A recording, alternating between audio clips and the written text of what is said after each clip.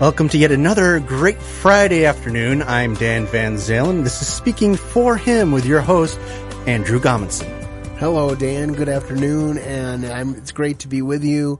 We are going back to the movies. I know for most of us, we are, at least in the Midwest, we are stuck in that time of year where there is winter snow, most likely clogging up the plans for people for weekends. Of course, this is recorded ahead of time, so I don't know how bad it actually will be by the time you're hearing this. But I like to put out movie reviews from time to time, and so today I'm going to do that.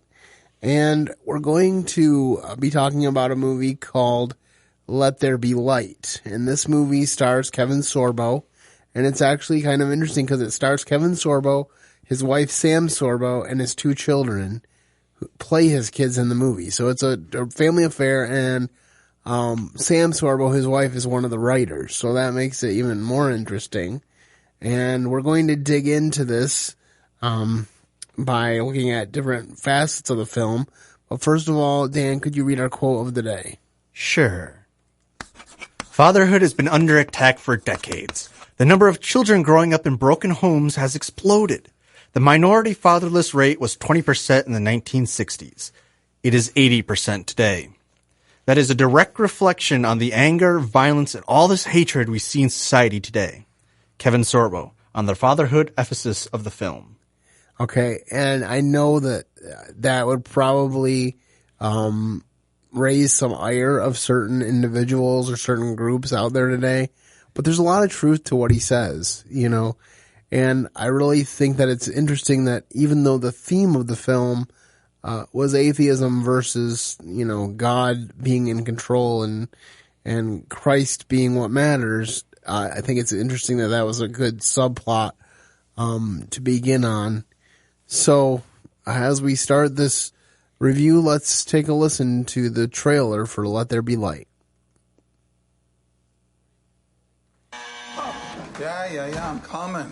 You're drunk? Oh, you can't pull the wool over your eyes. The basic tenet of Christianity. Whoa. Don't you dare tell me about the love and the compassion of your so-called God. What do you think it does to the boys to take the death of their brother and use it as part of your carnival act? Pays the bills.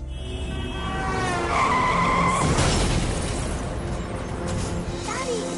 Clinically dead in the ambulance for 4 minutes. It's a miracle. I saw Davy. And all I wanted to do was I wanted to put my arms around him. I don't know what to do with it. You've gotten the best scientific explanation. It hasn't brought you any comfort. Would you consider consulting a different source? Doc, he is your God, and he's holding out his hand to you. All you got to do now is take it. Jesus gets whacked, right? Well, I've never exactly heard it put that way, but yeah. Follow me here. This ain't brain surgery. Do you believe that God hears? God always answers prayers. Sometimes we just don't understand the answers. This better be good. That's what I said.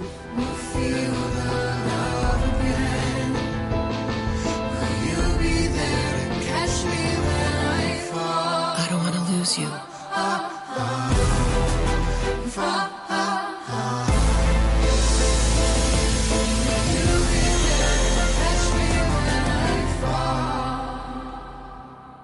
So my first question is, are you guys ready for the amount of heat that'll be coming your way with this?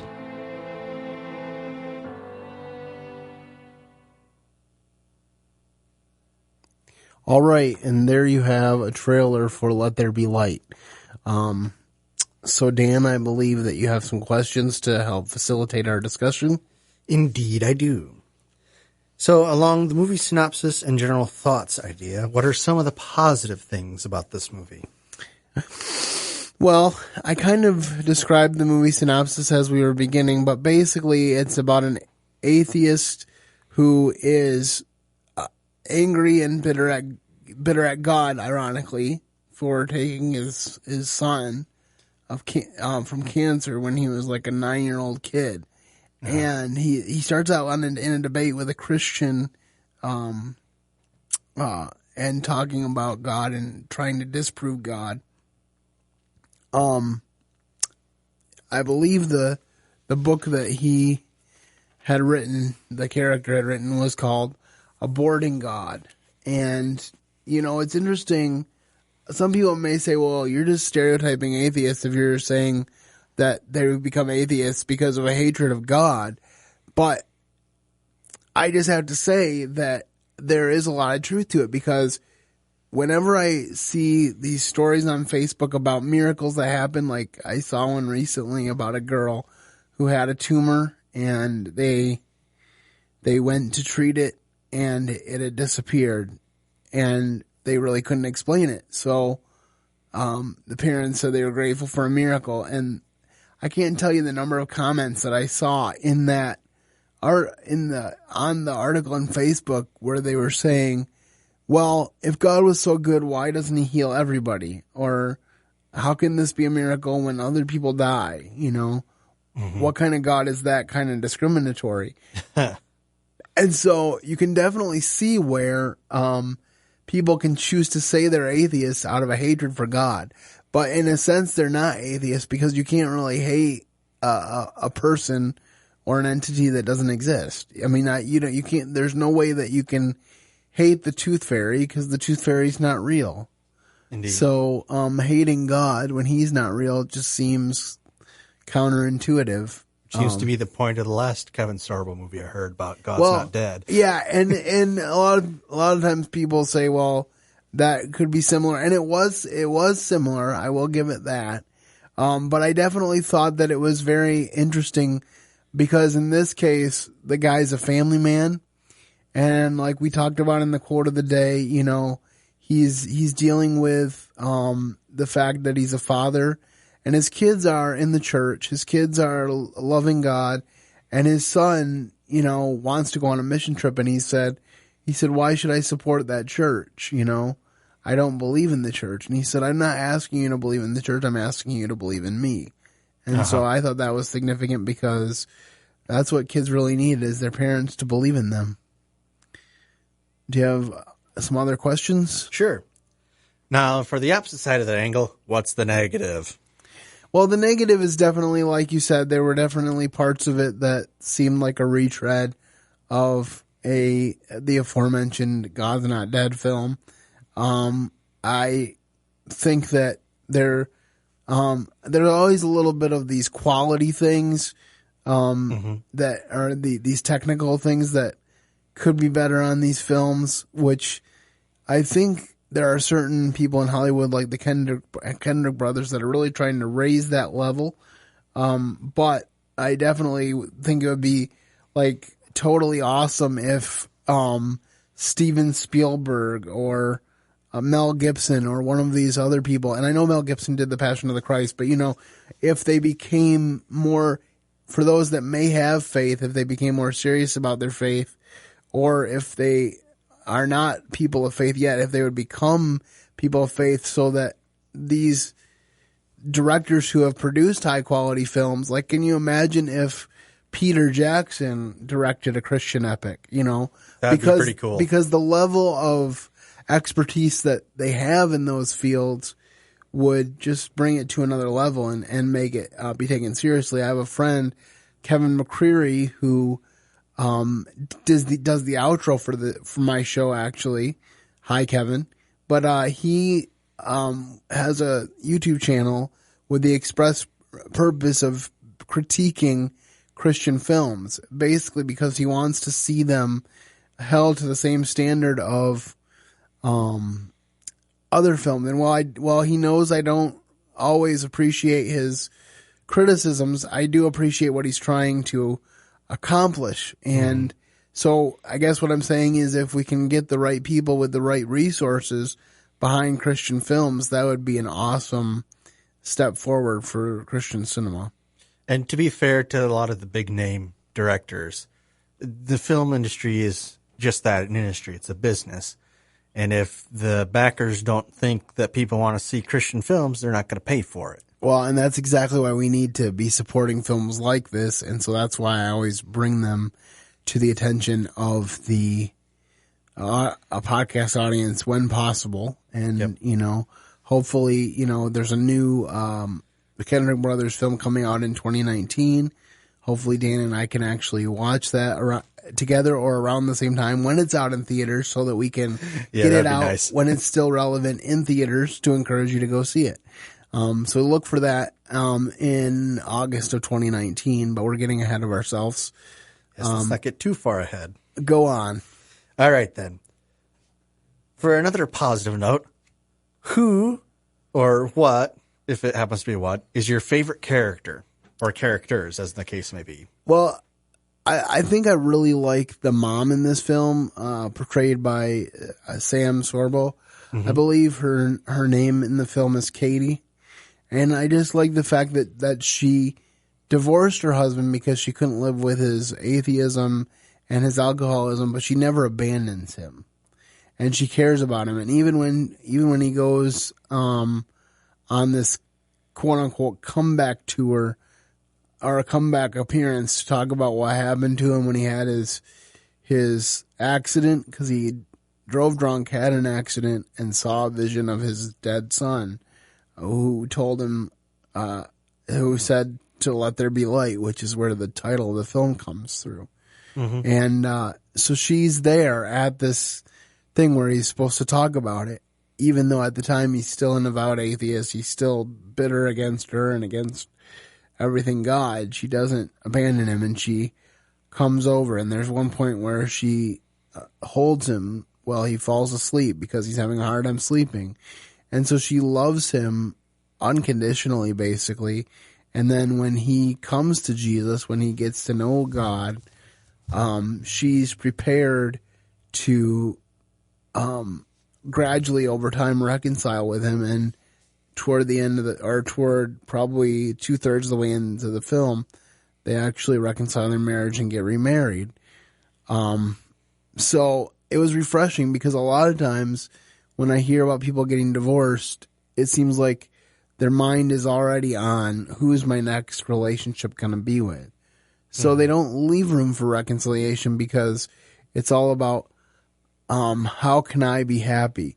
And I see that on Facebook too, where they'll have these memes that say, don't care about what anybody else says about you or thinks about you. Just do what makes you happy. And I understand the motivation behind having that. Mm-hmm. But I also, if you break it down to its bare bones, that's a really dangerous philosophy, because happiness can be the result of doing things that God wants us to. But if we make it our goal, we can be very disenfranchised, and it's not going to lead to some very good things.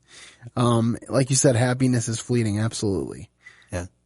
That reminds me, one of my coworkers is now 5 years divorced, and he still, his wife's bad points, I guess you were, still get under his skin really bad. But, he's not closed off to the idea of reconciliation. He just doesn't think it's going to happen.